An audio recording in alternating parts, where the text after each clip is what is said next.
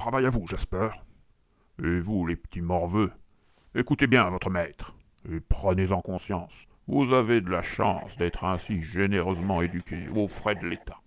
Les enfants bizarres comme vous, dans mon temps, ils ne faisaient pas de vieux os.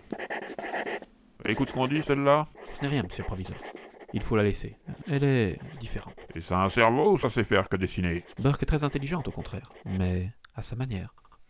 Ouais, pas convaincu. Bon courage à vous, Jasper. Merci, monsieur le proviseur. Oh, qu'est-ce qu'il est chelou, celui-là! On est obligé de cautionner ces inepties à chaque fois? Le proviseur est un homme très âgé, les enfants. Le temps ne fait rien à l'affaire. Quand on est con, on est con. Je sais que ce n'est pas facile à accepter, mais le monde n'évolue que très lentement.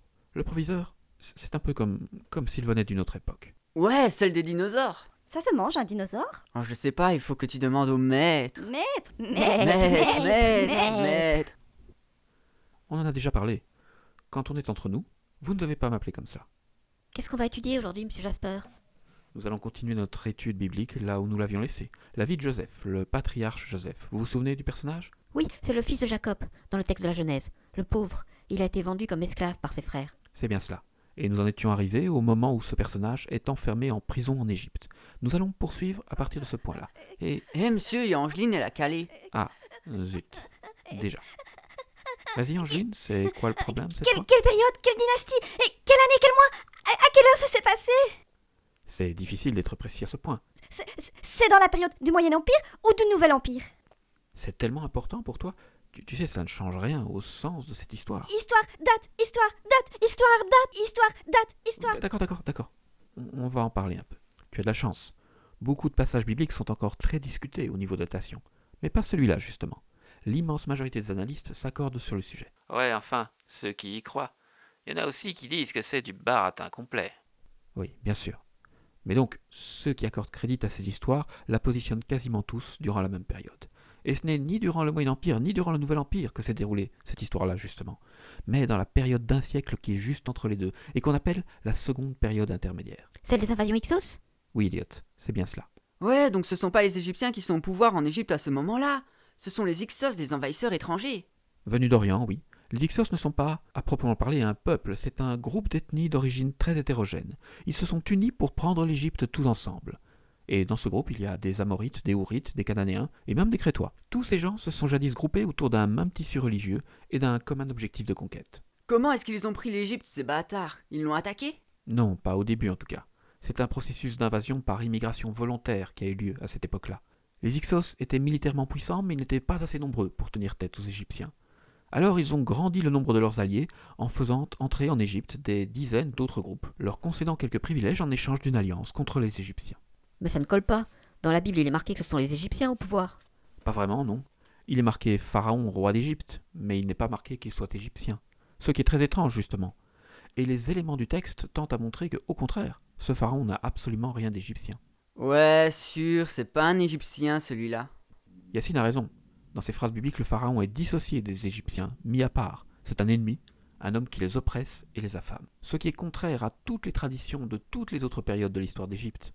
En temps ordinaire, le Pharaon est le père et le protecteur des Égyptiens. Symboliquement, il est leur serviteur même.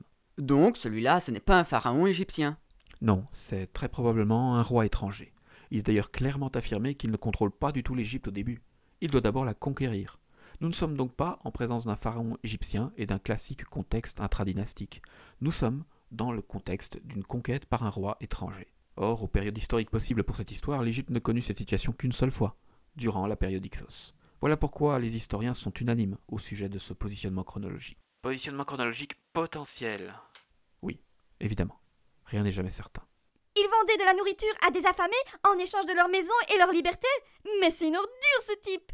Ouais, c'est un malin, il a du style. Il y a d'autres preuves de ce positionnement temporel, monsieur? Oui, il y en a beaucoup. Les Hyksos étaient un peuple très différent des Égyptiens de cette époque. Lorsqu'ils ont conquis le pays, ils y ont importé de nombreuses technologies et pratiques qui jusqu'alors étaient totalement inconnues du vieux peuple du Nil. C'est par exemple le cas du cheval. Le cheval? Oui, les archéologues sont formels. Le cheval n'existait pas en Égypte durant le Moyen Empire. Il n'y a pas un seul ossement et une seule évocation de cet animal dans les textes et les représentations de ces lointaines époques. Ensuite arrivent les Hyksos et leurs montures, et d'un coup, Le cheval va devenir commun dans la statuaire, les fresques et la littérature égyptienne. Et même l'écriture sacrée des Égyptiens sera modifiée pour y voir apparaître quelques nouveaux hiéroglyphes représentant tout ou partie de cet animal. Des hiéroglyphes qui n'existaient pas avant cette période Hyksos. Ok, mais en quoi cela permet de dater ce passage biblique? Aucun cheval n'est notifié dans la Bible avant ce passage. Et puis soudain, lorsque Joseph entre en Égypte, cet animal est régulièrement décrit. C'est le seul indice? Non, il y en a beaucoup d'autres. Preuve archéologique à l'appui, on a également pu mettre en évidence que les Égyptiens ne connaissaient pas les épées courbées, les arcs composites, les chars de guerre et certaines techniques de métallurgie du bronze. Et pareillement, ces objets et techniques deviennent tous soudainement communs durant la période Hyksos et après. Or, de même, ces éléments font tous leur première apparition à ce moment-là dans la Bible. Et il y a d'autres indices encore, comme le fait que les pharaons bibliques sont toujours dits être présents avec leur cour royale au sein de la région de Goshen, c'est-à-dire dans le nord, le delta, la région de Pi-Ramsès et d'Héliopolis. Cet élément est important car il est très discriminatoire dans une optique de datation. La quasi-totalité des pharaons de l'âge d'or d'Égypte avaient leur palais et leur cour dans la ville de Thèbes, loin dans le sud. Sauf Akhenaton. Oui, sauf Akhenaton. Ce pharaon réformateur s'était installé ailleurs, dans sa nouvelle ville, la cité d'Amarna. Mais ça ne change rien, cette ville est très loin de Goshen elle aussi. Ce sont des certitudes archéologiques. Jusqu'à preuve du contraire, aucun pharaon d'aucune autre période de l'âge d'or de l'Égypte ne s'est jamais pareillement installé dans la région de Goshen. Et c'est pareillement une certitude, tous les pharaons Hyksos avaient, eux, au contraire, établi leur cour en plein cœur de Goshen. Ils avaient bâti là leur propre ville indépendante, leur capitale, la grande cité d'Avaris. Ville qui a aujourd'hui été retrouvée par les archéologues et qui, justement, correspond bien au même site géographique que la ville de Pi-Ramsès, explicitement citée à plusieurs reprises dans la Bible. Enfin, il y a la simple logique des faits énoncés dans la Bible. Les patriarches n'arrêtent pas de rentrer et sortir de l'Égypte durant cette période. Ils y entrent avec toute leur maison et leur suite, comme si l'Égypte était alors une véritable passoire. Abraham rentre et ressort de l'Égypte sans être embêté. Joseph y entre également facilement et Jacob y entre en étant même invité. Or, nous savons aujourd'hui que cette vision d'une Égypte aux frontières ouvertes ne correspond absolument pas à la réalité historique de l'âge d'or du pays. L'Égypte a, au contraire, exercé une surveillance extrêmement sévère de ses frontières. On ne pouvait pas y entrer et en sortir pareillement. Il y avait, à ces hautes époques, un gigantesque réseau de routes et fortins destinés aux surveillances des frontières, avec de très nombreuses garnisons. En temps de paix, la moitié de l'armée égyptienne se trouvait dans ces fortins dont l'efficacité était proverbiale, vantée en de nombreux textes. Sauf justement durant cette période Hyksos. Oui, car ce gigantesque réseau de fortins que les Égyptiens appelaient la voie d'Horus n'existait pas encore à cette époque. C'est justement à cause de l'expérience traumatisante de ces invasions Hyksos que l'Égypte mettra ensuite en place ce réseau, qui restera toujours efficient.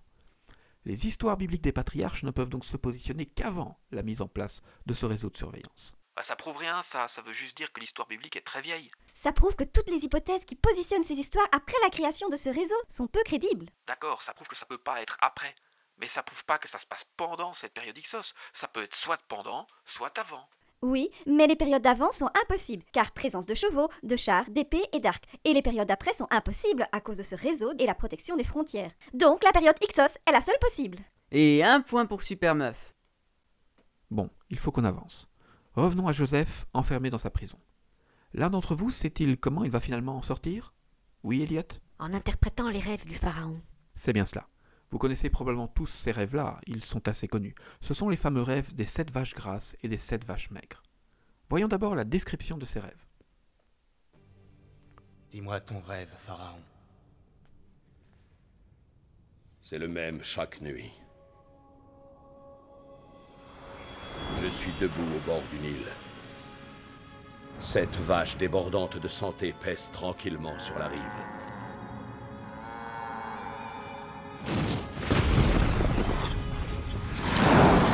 Quand soudain, 7 horribles vaches maladives et scrofuleuses émergent du fleuve. Les animaux les plus misérables qu'ait jamais connus Égypte. Ces monstres se mettent à dévorer les 7 vaches grasses. Et pourtant elles restent aussi maigres et maladives qu'auparavant. C'est alors que je me réveille. Y a-t-il autre chose? Oui. Un autre rêve le suit toujours. 7 épis de blé pleins et dorés s'épanouissent au beau milieu d'un champ.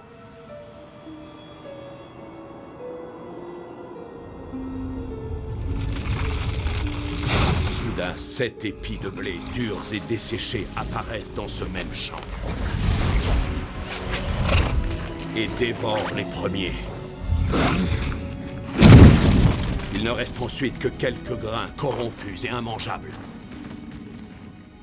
Mon rêve s'arrête là. Bon, maintenant voyons ce qu'il faut comprendre de ces rêves. Quelle est leur interprétation? Alors? Les 2 rêves n'en font qu'un.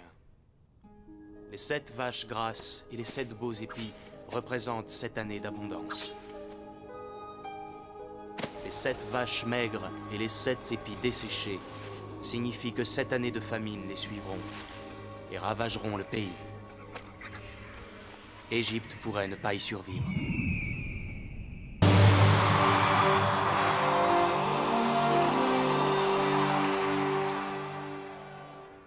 Grâce à cet homme, j'ai vu l'avenir de notre terre.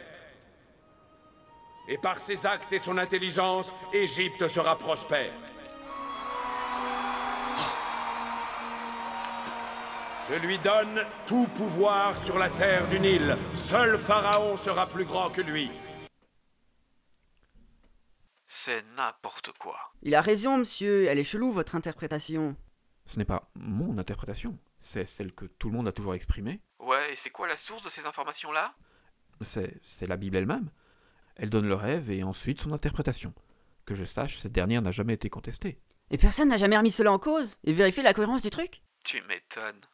Mais pourquoi pensez-vous que cela puisse être faux? Si ce que vous dites est vrai, votre droit là, c'est la plus grosse bécasse de l'histoire. Il y a un inconnu qui débarque, qui lui raconte un truc sur ses rêves. Le type, il vérifie même pas si c'est vrai et lui donne tout le pouvoir sur le pays. C'est total fake news, ce truc. En plus, pour vérifier, il suffit d'attendre. Et il le fait pas. Ce type est pharaon et il croit tout ce qu'on lui dit. Une telle naïveté à ce niveau de pouvoir, c'est pas crédible. Il offre de beaux jours aux charlatans, le bougre. C'est bizarre, mais l'interprétation du rêve me paraît... Complètement bidon. D'après Freud et les pères de la psychanalyse, il n'y a jamais aucune considération temporelle dans les rêves. Et ça se vérifie dans les faits. Jamais de jour ni d'année. Le temps n'existe pas dans l'inconscient et dans les rêves. C'est à cause de votre vache. Qu'est-ce que tu dis, Burke? C'est à cause de votre vache. Vous l'avez mal dessinée. C'est pas la bonne vache. Pas la bonne vache.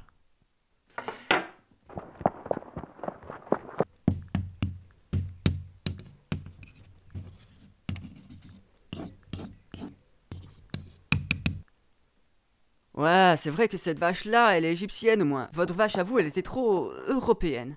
C'est une vache beige, c'est un blanc-bleu. J'aime bien le blanc-bleu. Oui, d'accord, mais je ne vois pas trop ce que ça change. Ça change que c'est à partir du contexte de la pensée égyptienne qu'il faut comprendre ce rêve. Ces gens vivent tous en Égypte, ils voient ces représentations tous les jours de leur vie. Forcément qu'elles influent sur leurs rêves. D'après Jung et Freud, les rêves sont à plus de 90% construits sur la base des éléments vécus dans les dernières 48 heures. Et si l'on tient compte de la symbolique égyptienne, alors le rêve prend un tout autre sens. L'association bœuf et épis de blé, c'était des symboles classiques en Égypte ancienne. Osiris, le dieu civilisateur de l'Égypte, était représenté par un bœuf nommé Apis. Et il était bien dans les légendes égyptiennes symboliquement sorti du Nil, comme dans ce rêve. C'est Osiris que représente ce bœuf. Es-tu certain d'être crédible là, Yacine? Tu es musulman, que je sache, tu n'as jamais lu la Bible. Je suis musulman et égyptien. Mes parents sont égyptiens, je suis né là-bas, j'y ai grandi et j'y retourne souvent. C'est vrai. Pardon, j'aurais pas dû dire ça. Je suis désolé. Donc selon toi, c'est Osiris qui est ici représenté? Oui, sûr. Et le blé, c'est le symbole de la déesse Isis, sa meuf. La déesse de la fertilité. Déesse qui, dans leur croyance, donnait l'abondance et fut à l'origine de l'agriculture. Osiris et Isis sont les dieux civilisateurs, ceux qui avaient donné aux Égyptiens l'agriculture et l'élevage. Moi, c'est juste ça que je vois. Cela parle de l'agriculture et de l'élevage, les deux principaux composants de la civilisation. Cela parle de la civilisation d'Égypte, littéralement sortie du Nil, comme dans le mot d'Hérodote. Ouais, c'est pareil, Osiris et Isis, ce sont les formes égyptiennes de ces mêmes symboles. C'est pas idiot. Et pourquoi le chiffre 7? Pourquoi 7 vaches et 7 épis? C'est juste pour dire beaucoup. Ça parle d'une civilisation longue et ancestrale sortie du Nil, une civilisation qui connaît l'abondance et qui fut représentée par de nombreux rois et de nombreuses reines. Des paquets de rois et de reines, des paquets d'Osiris et d'Isis. Une civilisation qui est sur le point de se faire bouffer par une autre? Ça parle du truc que vous avez dit tout à l'heure. C'est la même chose. Les invasions Hyksos? Clairement oui. Les vaches grasses, c'est la période du Moyen Empire égyptien. Les vaches maigres, c'est la période Hyksos qui s'annonce. Le rêve dit clairement que les vaches grasses étaient là avant, qu'elles vivaient dans l'abondance autour du Nil, sous le signe du bœuf Apis et du blé d'Isis. Cela représente la civilisation égyptienne et ses dynasties successives. Et vos vaches maigres, ce sont les nouveaux venus, les envahisseurs Hyksos. Ouais. Dans la Bible, ils disent que c'est un vent d'Est qui a mené là ces vaches maigres. N'importe quoi, il n'y a pas de vent d'Est en Égypte, il n'y en a jamais eu. C'est le vent du Sud qui te ravale la face quand il vient. Mais il n'y a pas de vent d'Est. Nous sommes dans un rêve. Ce n'est donc pas un vent réel, c'est un vent symbolique. Ce vent d'Est, ce sont les invasions Hyksos. Les Hyksos sont des peuples issus de l'Est et ils ont bien symboliquement été menés par le vent. Leur dieu est en effet le dieu Baal-Set, dieu du vent et de la tempête. Le rêve dit aussi que ces vaches maigres sont entrées dans la panse des vaches grasses, sans que celles-ci se rendent compte qu'elles étaient dans leur panse. C'est exactement ce que le prof a dit tout à l'heure. Les Hyksos n'ont pas attaqué les Égyptiens classiquement. Ils les ont envahis par migration discrète et successive. C'est exactement ce qu'affirment ces rêves. Les Hyksos, vaches maigres, y entrent dans la panse de l'Égypte, les vaches grasses. Ils entrent dans sa panse, c'est-à-dire sa partie nourricière, le delta. Et ils y sont bien rentrés en nombre sans que les Égyptiens le constatent et réagissent. Le parallèle avec l'histoire est parfait. Le texte dit ensuite que les vaches maigres vont manger les vaches grasses. J'espère qu'il faut voir cela symboliquement, mais en tout cas, c'est bien ce qui se réalise juste après. Vous l'avez dit, prof, dans la Bible, ils vont les asservir et affamer la population. Ils vont prendre le contrôle des terres en vendant la nourriture aux affamés. Symboliquement, ils les bouffent. Ils s'emparent de tout ce qu'ils ont. Tout. Donc l'interprétation qu'ils font dans la Bible n'est pas complètement fausse en fait. Certes, il n'y a pas de réelles années et de repères temporels dans les rêves, mais indirectement, cela parle bien des deux grandes périodes historiques ici en jeu. Et quoi, vous croyez tous à la divination ou quoi? Un rêve qui prévoit l'avenir, vraiment? Non, ce n'est absolument pas un rêve qui prévoit l'avenir, c'est en train de se passer. Ouais, ils mettent tout cela eux-mêmes en place. Joseph ne fait pas que comprendre les symboles exprimés par le roi. Il se propose de suite de réaliser son projet. C'est pour cela que le pharaon n'attend pas de vérifier s'il dit vrai ou non. Il lui donne le pouvoir pour pouvoir concrétiser cette vision, sa volonté, que Joseph est parvenu à comprendre. Ces deux types sont en train de planifier la fin de l'Égypte et la naissance de la future dynastie Hyksos. Et si on en croit l'histoire, ils vont y parvenir.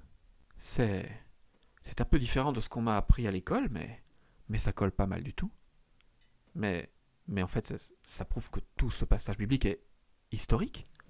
Tout ce passage parle symboliquement d'événements qui sont archéologiquement attestés, des éléments banals de l'histoire officielle. Une preuve? Vous fumez ou quoi? C'est un rêve. Jamais un rêve ne pourra servir de preuve de quoi que ce soit. En tout cas, c'est vachement plus cohérent. Vachement.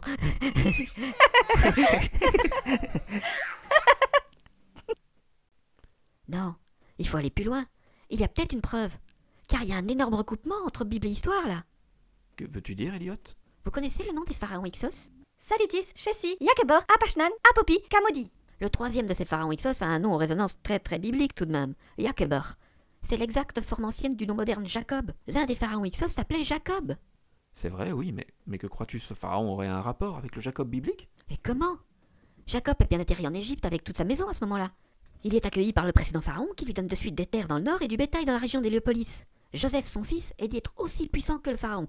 La famille des patriarches est clairement dite être au sommet du pouvoir en Égypte à ce moment-là. Il n'est donc pas exclu que Jacob ait porté le titre royal. Mais la Bible ne précise jamais que Jacob devint pharaon. Pas directement, mais indirectement, si, elle le précise. Rappelez-vous que la mort de Jacob est décrite dans la Bible. Elle a lieu en Égypte. Il est momifié et mis en sarcophage. Et le rituel d'embaumement du personnage est longuement décrit dans le texte. Oui, mais... Et vous croyez que tout le monde se fait enterrer de la sorte en Égypte? Que tous les Égyptiens pleuraient chaque mort durant 70 jours? Probablement pas, non. Ouais, il a raison. Les différentes procédures de momification et les rituels qui les entourent, on connaît tout ça aujourd'hui. Ce rite-là, avec ses 40 jours de natron et les 70 jours de deuil collectif, c'est le plus connu. C'est le rite de l'embaumement d'un pharaon, et uniquement d'un pharaon. Hérodote décrivait déjà ce rite dans ses textes il y a plus de 2000 ans. Ouais, il a raison. Mais c'est vrai, ça, c'est le rite d'enterrement d'un pharaon? Beaucoup d'historiens le crient depuis longtemps. Les Hébreux sont dits être des pasteurs, et vous voyez tout ça comme des bonnets. Pasteur, c'est un symbole pour roi. À ces hautes époques, les rois sont banalement dits être des pasteurs d'hommes, les gardiens et protecteurs de leurs troupeaux humains. Les patriarches sont des pasteurs, mais uniquement au sens symbolique du terme. À une époque où moins d'une personne sur 1000 sait écrire, on s'amusait pas à écrire les mémoires et généalogies des bergers. Et on ne restait pas Ariel Berger si on savait écrire. C'est crédible. Voyez Abraham. Il est dit être pareillement pasteur, mais concrètement, il est riche, il a de nombreux serviteurs, plusieurs femmes, et, hormis sa famille, les seules autres personnes avec qui il parle dans la Bible sont tous des rois. Il parle avec plus de 5 rois différents, et chacun de ces rois le tutoie. Le mot Hyksos vient de là d'ailleurs. C'est la déformation grecque du terme égyptien Ekakassout, les rois et pasteurs des pays étrangers. Le hiéroglyphe de la houlette du pasteur est même présent dans ce mot, dont la signification est bien celle d'un roi et non celle d'un authentique berger. Et Jacob a plusieurs rois et personnages éminents dans ses aïeux, des rois sumériens même. Il est donc tout à fait crédible qu'il fut roi.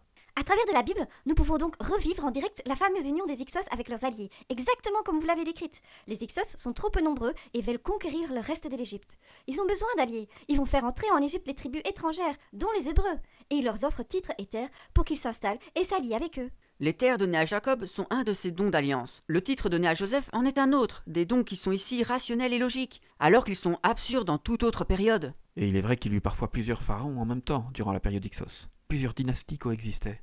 Jacob pourrait donc bien avoir été un de ces rois. Il est entré en Égypte et y est mort enterré comme un pharaon. De là à penser que son titre royal fut à un moment rendu par le nom égyptien du même titre qui est pharaon, il n'y a qu'un pas. Si c'est vrai, alors nous avons une preuve, une connexion avec l'histoire égyptienne, et des témoignages archéologiques par dizaines. Vous vous rendez compte?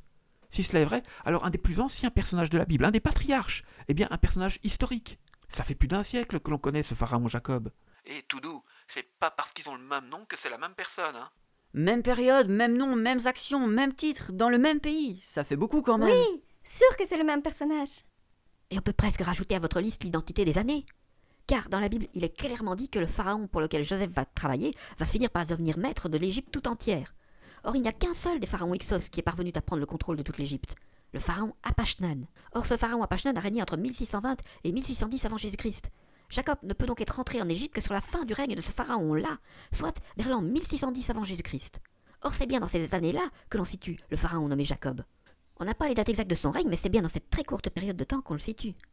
Le personnage historique Jacob, pharaon Hyksos durant la seconde période intermédiaire, pourrait donc bien être la même personne que le personnage biblique Jacob, qui entre bien dans le pays à ce moment-là, dans les mêmes années. Oui, cela colle, bon sens. Ce n'est pas exactement le sens que nous avions donné à tout cela, mais tout pourrait être exact. Et ces vieux rêves en seraient les témoins oubliés.